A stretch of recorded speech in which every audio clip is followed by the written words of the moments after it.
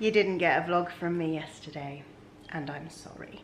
I recorded a bit, you've just seen it, but I don't know, it just felt a bit depressing. And I didn't really want to just put a bit of a depressing vlog out there. So today's going to be cheerier, so now you get both sides of the spectrum, so that's cool. I made a cake yesterday. It is Claire's baby shower on Sunday. And so, oh no, I made her this. So this is her cake. I have to come around here because you don't really see this bit on pictures. She's got little feet. But there we go. This morning I'm going to try something a little different.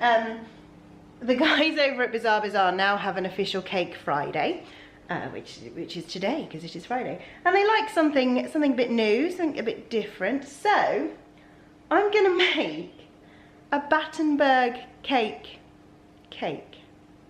So I've got a little Battenberg in the kitchen, and I'm going to do a vanilla sponge, of which one layer is going to be pink, one layer is going to be yellow.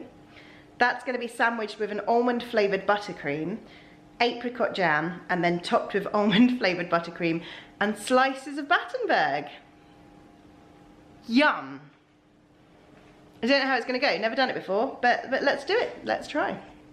There we go, there's my layers. They're still a little patchy, but it's a cake. It doesn't really matter. If you've watched any of my recent vlogs, I guess, you might know about my small obsession with buttercream. I've recently kind of really got back into making it. Now we used to just kind of whip up a cheap rubbish version really. But yeah, I've gone back to using good ingredients and really doing it properly. And I just eat it so much. I eat so much buttercream now. So I thought I'd kind of do my top tips on buttercream making. And first of all, it's use decent ingredients. Get a good salted butter, get some icing sugar, I mean that really only comes in one form, and a decent vanilla extract. But in my case today we are using an almond extract because it's for this Battenberg cake. I use the really simple recipe, so I literally just use butter, double the amount of icing sugar than butter, and extract, and if it's really thick then a tiny bit of milk. Yeah, but what I do, I've picked up a few tips recently.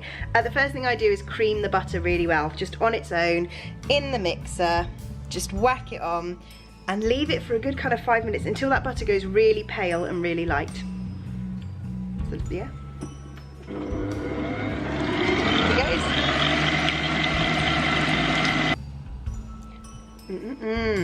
So once that is smushy and soft and lovely, add your icing sugar. Like I said, I always use a double icing sugar to butter ratio. In this case I want about 1.5 bags of these. You can get away with guesstimating a bit when it comes to buttercream, and there are ways of thinning it down and thickening it up should you need to. And then the dust cloud. So you want to start your blender very slowly, or else you get icing sugar everywhere. Now I leave it doing that on a very low speed for a good 5 minutes usually, just until it starts to combine, and you'll know when that happens because your machine will sound like it's struggling. And then you whack it up.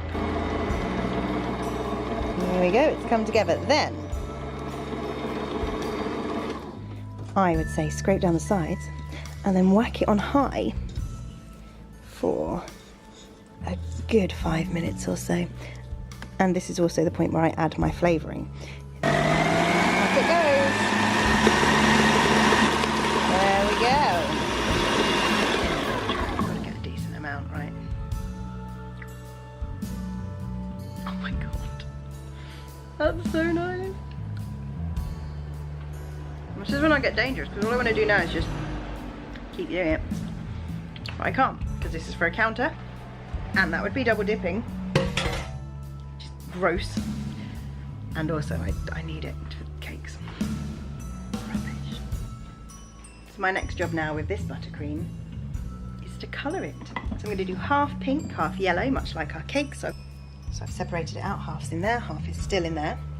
And I'm going to colour it. So I always try and use gel colours because I just prefer them, they're better. A little bit on the end of a knife. Into the buttercream.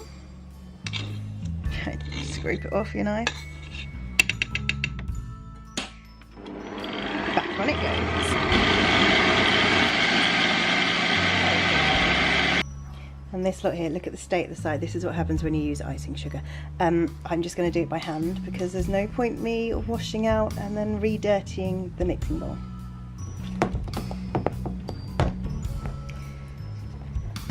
And there we have it. So yellow and pink. And now we can see if the sponge has turned out the right colours.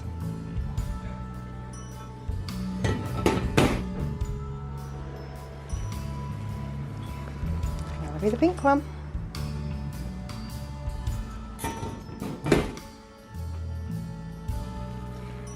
That'll be my yellow, and it's very, very hard to tell. They're definitely different.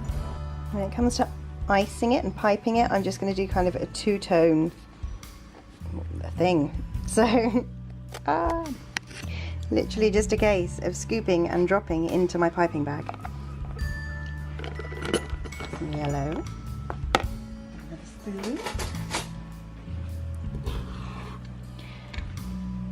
and some pink, and so on and so forth until it's full.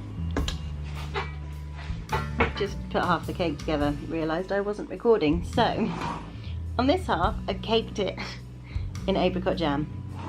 On the pink half I'm just topping it with some of the yellow buttercream that I made.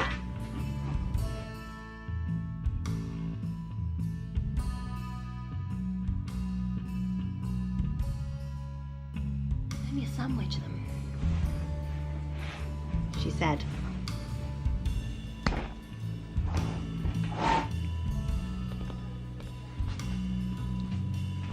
Then I'm going to do another layer of buttercream.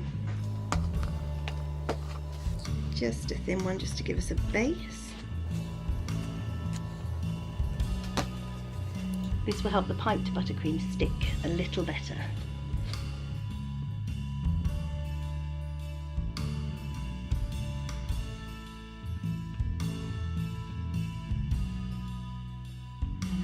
This is my piping bag filled with pink and yellow.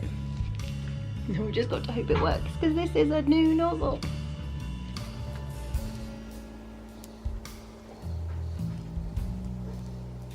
Yeah, not quite perfect, but hey ho.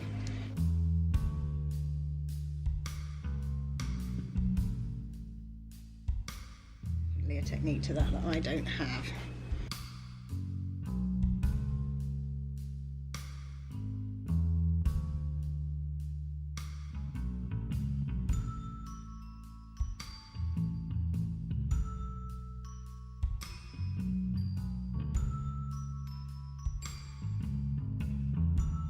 Still don't think that's the right tactic, but it's looking better. Come to the conclusion that I don't know when to leave well enough alone. Yeah, let's not talk about that. Now for the kind of pièce de résistance. I'm just going to stick massive chunks of Battenberg on them. I don't know if these are going to fit.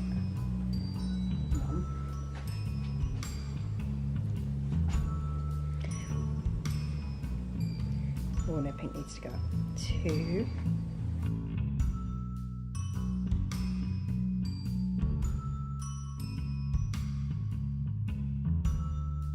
Ridiculous.